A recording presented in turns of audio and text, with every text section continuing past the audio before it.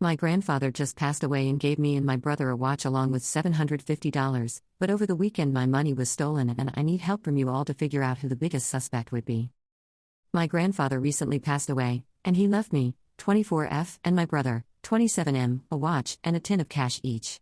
We received about £750 each, and the watches are purely sentimental value.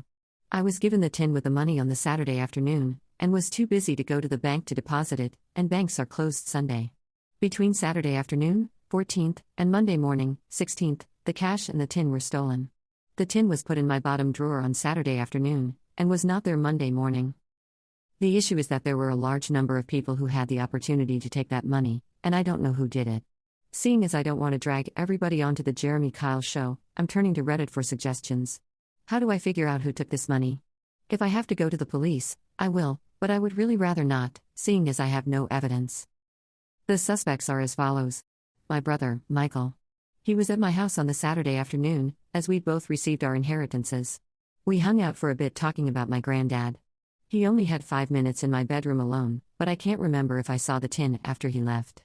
I was more interested in the watch, and it had been a long day. I don't think it'd be him, because he got his own money, but he does need money a lot more than me, as his girlfriend is pregnant. My best friend, Daniel, 24. He came over Sunday, and had plenty of opportunity throughout the day. I told him about the money, but didn't tell him it was in my room. Daniel is wealthy as hell, and my £750 would be petty cash to him. I can't see why he would steal from me, but he would have had the best opportunity. My girlfriend, Carrie, 23. She stayed over Saturday night, and was super quick to leave Sunday morning. She's been acting a bit off at the moment, but she doesn't really get on with my housemate. I don't think she'd steal from me. I wouldn't be with her if I did. But we've only been seeing each other for a couple of months.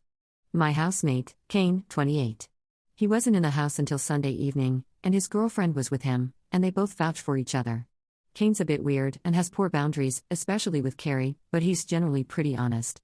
If I didn't think he was a safe person to be around, I wouldn't be living with him. Kane's girlfriend, Alessa, 21. I think it's her. I don't know her at all, but she really dislikes me and Carrie.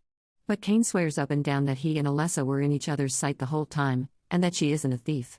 Alessa is also super bad with money, so if she had an extra £750 lying around, she would have had her nails done, and new clothing and things to show for it, which makes me think she might not have stolen it. Also, I have no idea how she would have known about the money, or found it. I've spoken to each of the suspects. Michael and Daniel are outraged on my behalf, but have distanced themselves. Carrie is super worried that I think it was her, and is pointing the finger at Kane and Alessa. Kane seems really confused by everything, and won't comment, and Alessa has accused everybody except herself and Kane. She's even suggested that there was no money, and I'm trying to cause drama. Since that Monday, it's been awful. Carrie doesn't want to see me, Daniel has been avoiding me, and Alessa has been really in my face and passive-aggressive about accusing her. Michael told me that it hurt him really badly to be accused of stealing from me. Are there any ideas or suggestions on how to figure this out before I get the police involved? And is there any point in involving the police? Update. First off, thank you for the suggestions. I took each person aside and told them that I was going to go to the police if the money wasn't returned. I told each person to put the money in a different spot. About £100 was returned to the spot I told Kane to use. Kane took me aside and asked me not to be too harsh on Alessa, as she is only young. I played along and agreed. Later, I sent Alessa a text and asked her if she knew that Kane was pinning the theft on her. She hit the roof. She came to the house, and flipped out at Kane. Apparently, he told her that he'd seen Carrie taking it, and that everybody else was ganging up and blaming her. Kane apparently enjoys being the puppet master. I could fill a book with the lies he's been telling the lot of us. His cloud cuckoo lantern behavior is more or less an act. The money was just sitting in his sock drawer. Alessa tore his room apart until she found the money, which she gave back to me. Kane just likes to see people fight. I'm moving out of Kane's place, and in with Daniel. Alessa has dumped Kane. I have my money back.